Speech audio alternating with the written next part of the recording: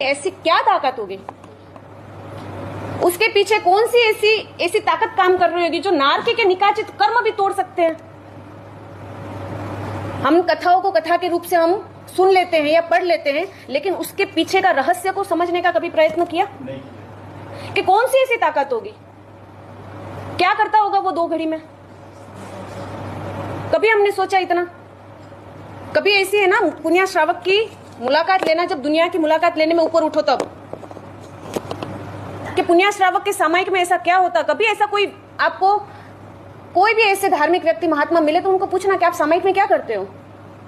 परमात्मा के हृदय में पुण्य श्रावक का स्थान, पुण्य श्रावक के हृदय में तो भगवान थे ही थे, लेकिन भगवान के हृदय में जब पुण्य श्रावक का स्थान होगा, वो पुण्य श्रावक कितनी महान व्यक्ति होगी, कितनी महान आत्मा, कि वो इतना पता है बस पुण्य श्रावक सामायिक बहुत अच्छा करता था इसलिए पुण्य श्रावक का हमें पता है। लेकिन 1 मिनट के लिए भी कभी आगे सोचा?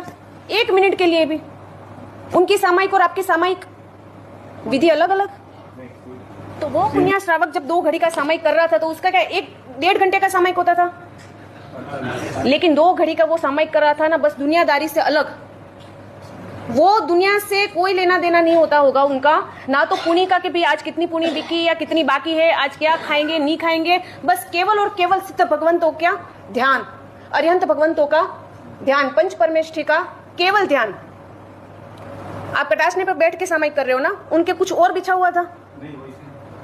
कितनी क्रिया कर ले हम, कुछ भी कर ले, लेकिन सब कुछ जो है ना आधार किस पे पता है? हृदय के भाव पे, मन की परिणति पे आधार रहा हुआ है कि हमके मन के परिणाम कैसे हैं, कि वो साधर्मिक कितना, वो श्रावक कितना महान होगा।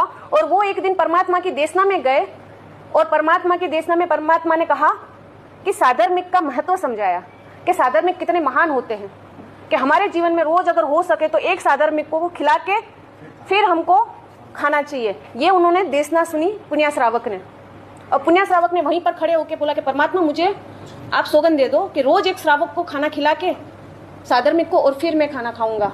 अब उसकी आजीविका क्या थी? खाली पूनी बेच के 2-4 पैसे मिलते थे जो उन्होंने सुबह खा लिया, फिर शाम का भी थोड़ा बहुत मिला तो खा लिया। दूसरे दिन का कोई बैंक बैलेंस उनके पास था नहीं, कोई ऐसे अनाज के कोठार भरे हुए थे नहीं कि कल के रोज के कमाना रोज का खाना। और उसमें उन्होंने क्या किया?